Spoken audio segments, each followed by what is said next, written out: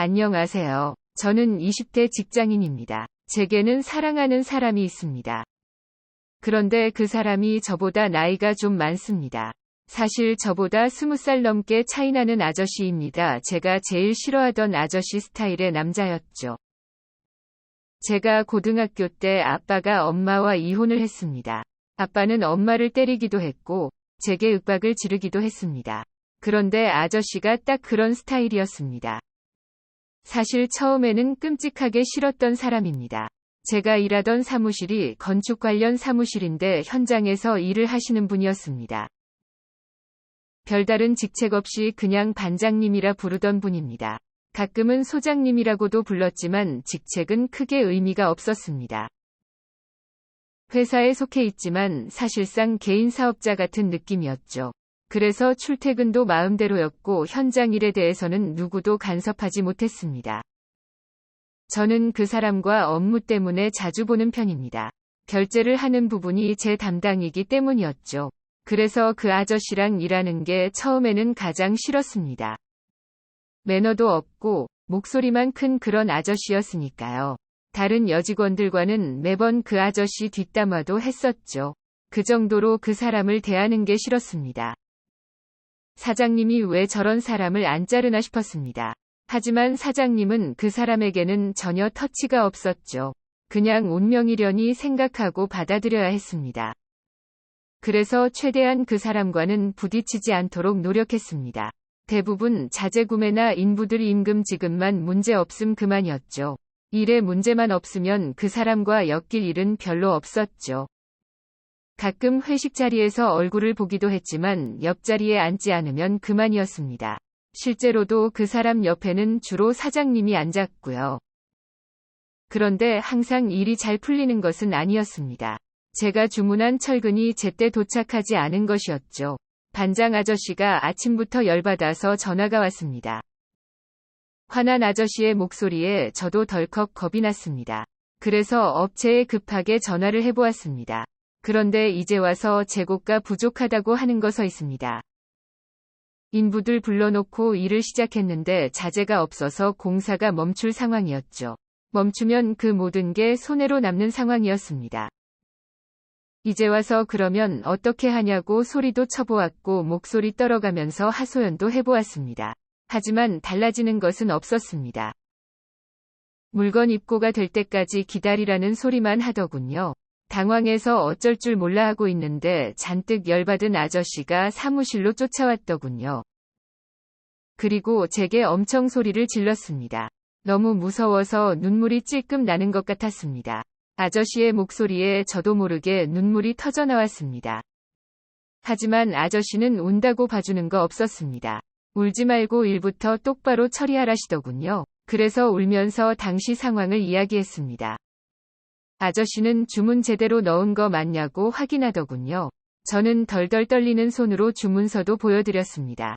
제대로 주문은 넣어둔 상황이었죠. 거래처에서 뒤늦게 재고가 없다고 통보를 해온 것이었죠. 그걸 확인한 아저씨는 곧바로 전화기를 들더군요. 그리고 거래처 담당자에게 곧바로 쌍욕을 받고 시작하더군요. 제게 소리치던 건 아무것도 아니었죠. 저는 너무 서럽고 무서워서 그대로 화장실로 도망쳤습니다. 그곳에서 한바탕 울었고 회사 언니가 달래주기도 했죠. 한참 뒤에야 진정을 하고 사무실을 갔더니 반장 아저씨가 보이지 않았습니다. 그리고 거래처에서는 없다던 자재를 당장 보낸다더군요. 알고 보니 거래처에서 이중으로 주문을 받은 것이었고 우리보다 다른 거래처에 먼저 납품을 했더군요.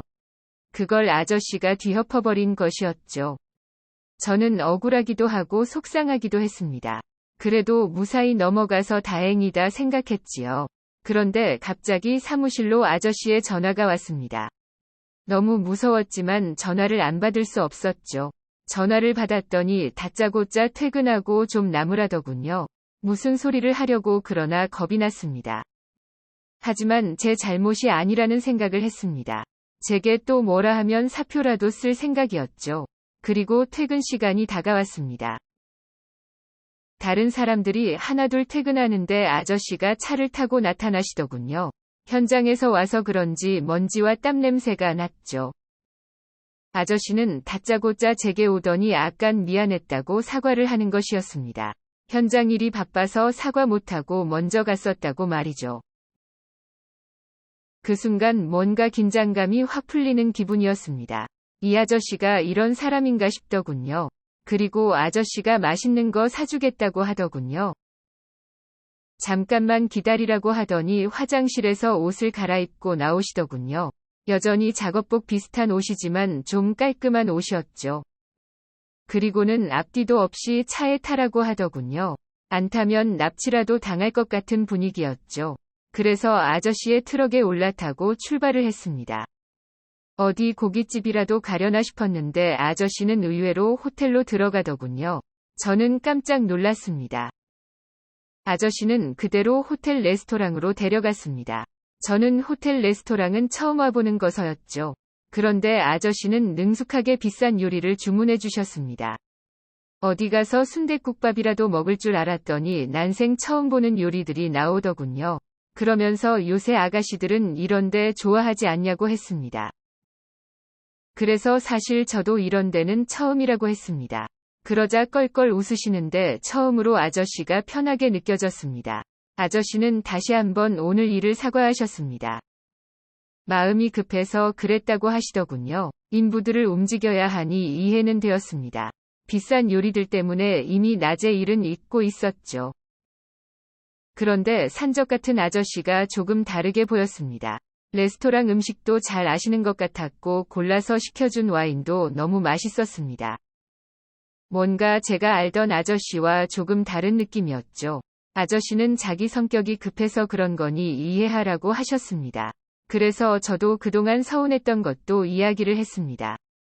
왠지 모두 솔직하게 이야기를 해도 될 것 같았죠. 그래서 이야기를 하다 보니 아저씨는 웃기도 하고 주의하겠다고도 하셨습니다. 그래도 제가 일을 깔끔하게 잘 해줘서 고마웠다고 하더군요. 그래서 한번 대접을 하려고 했는데 기회가 없었다고 했죠. 아저씨는 종종 맛있는 거 사주겠다고 하셨습니다. 조금 험악한 사람이지만 심성이 나쁜 사람은 아니구나 싶었죠. 덕분에 엄청 비싼 식사를 마치고 집으로 돌아왔습니다. 그리고 다음날 사무실에 출근하는데 기분이 다르더군요. 그리고 아저씨가 다시 큰 목소리와 함께 사무실에 나타났습니다. 그런데 왠지 큰 목소리가 겁이 나지 않더군요. 그래서 저도 큰 목소리로 대꾸를 막 해주었습니다. 아저씨는 제 목소리에 살짝 놀라시는 것 같더니 이내 피식 웃으시며 필요한 것만 말씀하시고 나가셨습니다. 회사 언니들이 갑자기 미쳤냐고 하더군요. 괜히 피식 웃음이 나왔습니다. 저렇게 단순한 사람이었구나 싶었죠. 그리고 회사 일도 조금은 달라졌습니다. 생각보다 아저씨는 능력이 있는 사람이었고 아랫사람들을 챙겨줄 줄 아는 그런 사람이었죠. 그래서 남자 직원들이 형님 하면서 따르기도 했고요. 문득 젊었을 때는 제법 잘생겼겠구나 싶기도 했습니다. 아저씨는 한번 결혼을 했다가 이혼을 하셨다고 하더군요. 그리고 생각보다 학벌도 좋은 사람이었습니다. 뭔가 괴리감은 있지만 명문대 건축학과 출신이라고 하셨습니다. 점점 아저씨와 함께 일하는 게 재미있다고 생각이 되었습니다. 무섭다는 생각이 들지 않으니 큰 목소리도 친근하게 느껴졌습니다. 이상하게 아저씨의 그 떠들썩한 분위기가 점점 좋았습니다. 저도 모르게 아저씨가 오나 안 오나 기다리게 되었고요. 별일이 없는데 제가 먼저 전화를 걸어보기도 했습니다. 이해할 수 없었지만 아저씨에게 호감이 생겼습니다. 처음에는 엄마를 때리던 아빠의 모습이 떠올라서 싫었는데 아빠에게 없던 따뜻한 느낌에 끌리고 있었죠. 그러다 회식 자리에서 아저씨의 옆에 앉게 되었습니다. 생각보다 아저씨의 이야기가 재미있기도 했지요. 다만 아저씨는 이미지 그대로 술꾼이더군요. 같은 페이스로 술을 몇 번 따라 마셨더니 금방 취기가 올라왔습니다. 그리고 저도 모르게 아저씨께 자꾸만 기대었던 것 같습니다. 그러다 어느 순간 아저씨와 편의점 의자에 단둘이 앉게 되었습니다. 아저씨는 마치 딸처럼 제게 잔소리를 하셨습니다. 어린 녀석이 술을 왜 그렇게 먹냐고 잔소리를 막 하더군요. 아저씨가 사다 준 숙취해소제를 마시고는 아저씨께 좋아한다고 그대로 직진 고백을 해버렸습니다. 순간 저도 놀라고 아저씨도 놀라시더군요. 그 험상궂은 사람이 놀라서 눈을 크게 뜨더군요. 저에게 술이 많이 취한 것 같다고 얼른 가라고 하더군요. 그런데 그때 제 감정은 정말 아저씨가 좋았습니다. 나이 차이가 20살 가까이 나는데 그때는 그런 기분이었죠. 술기운에 아저씨께 고백을 쏟아낸 것인데 말을 하고 보니 정말 아저씨를 좋아하는 것 같았지요. 당연히 아저씨는 술주정이라고 단정했지만 저는 그대로 아저씨를 끌어안아 버렸습니다. 그리고 진짜 좋아하는 것 같다고 책임지라고 했습니다. 아저씨 이런저런 이야기를 더 나누었는데 그날은 제가 집에 안 간다고 땡깡을 부렸던 것 같습니다. 그리고 결국 아저씨의 집에 가서 뻗어버렸습니다. 아저씨가 나를 어떻게 해도 좋다고 생각했습니다. 그냥 한 번쯤은 따뜻한 사람의 품에 안겨보고 싶었습니다. 하지만 아저씨는 끝내 저를 건드리지 않으시더군요. 아침에 눈을 떴을 때 엄청 놀라고 후회를 했습니다. 물론 아저씨의 집에서 별다른 일은 벌어지지 않았죠. 하지만 내가 무슨 짓을 한 건가 싶더군요. 그런데 아저씨가 보이지 않았습니다. 인기척을 느끼고 슬쩍 나가보니 주방에 아저씨가 있었습니다. 혼자 아침상을 차리고 계셨습니다. 저도 모르게 흐뭇한 표정으로 그 모습을 바라보고 있었습니다. 그러자 아저씨는 제 기척을 느끼고는 와서 밥 먹으라고 하시더군요. 아저씨는 여전히 못마땅한 표정으로 저를 노려보시더군요. 그리고 술은 좀 깨냐면서 잔소리를 시작했죠. 그런데 그 모습이 너무 다정하고 따뜻한 느낌이었습니다. 항상 허전했던 빈자리를 채워준 느낌이었죠. 식사가 끝나고 아저씨가 그릇을 치우기 시작했습니다. 그때 저도 모르게 아저씨를 뒤에서 끌어안았습니다. 아저씨는 잠깐 놀라더니 가만히 있어 주셨습니다. 그리고 제게 갑자기 많이 힘드냐고 말씀을 하셨습니다.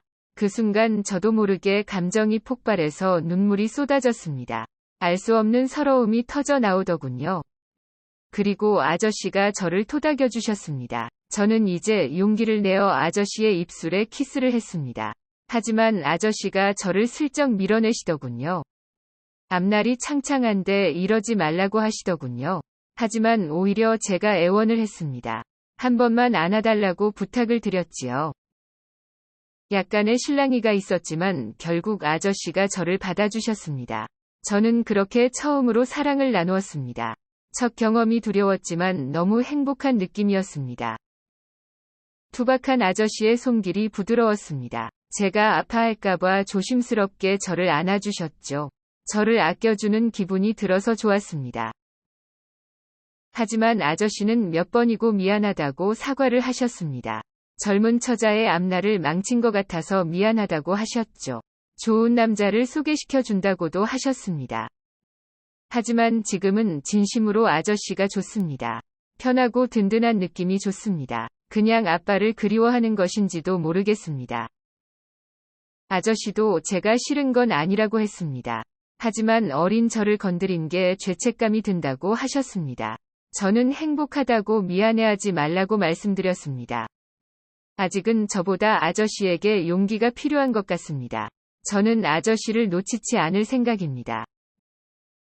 영상 시청 감사합니다.